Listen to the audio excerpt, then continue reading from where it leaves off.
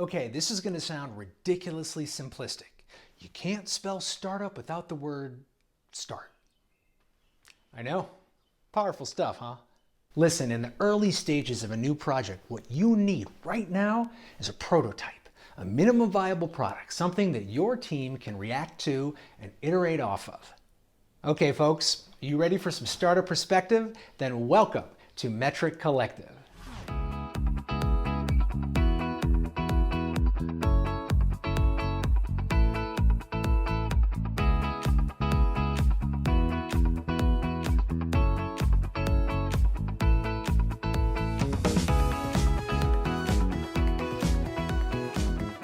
Greetings, friends. Welcome to another episode of the Startup Masterclass. We teach you lessons on managing change, building resilience, driving innovation, and creating leverage.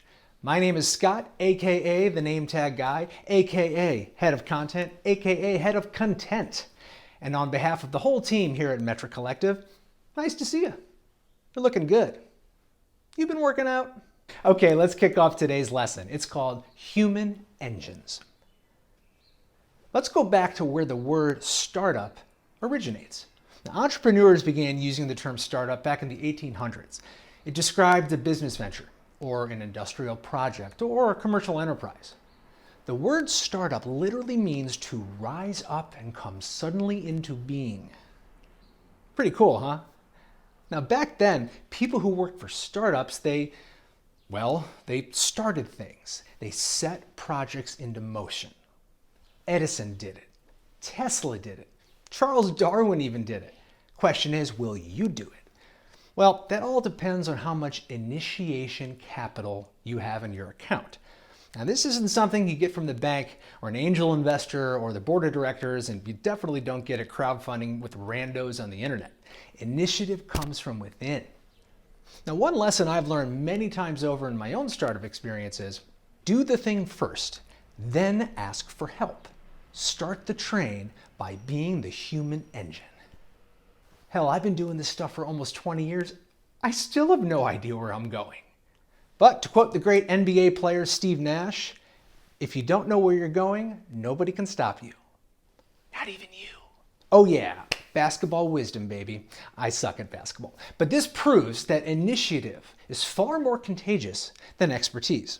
Here's a little case study for you. So a few years ago, Mark Zuckerberg, you know him, right? The MySpace guy. So he wrote about the human engine concept in one of his annual letters to investors.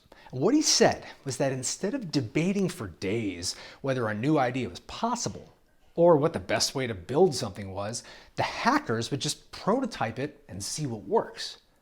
Now, there's actually great hacker mantras about this. And one of them you'll hear in startup offices a lot is, code wins arguments. So good, right? Even if you're not a programmer, code is just code for reality. It's something that exists out in the real world. You can touch it, and it can touch you.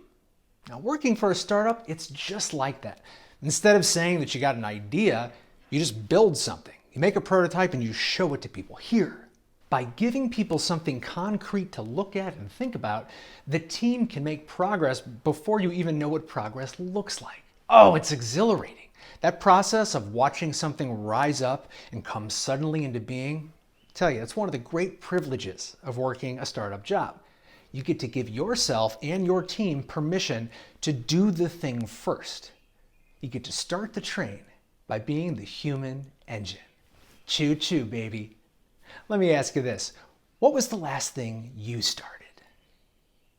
No, seriously, I want to know.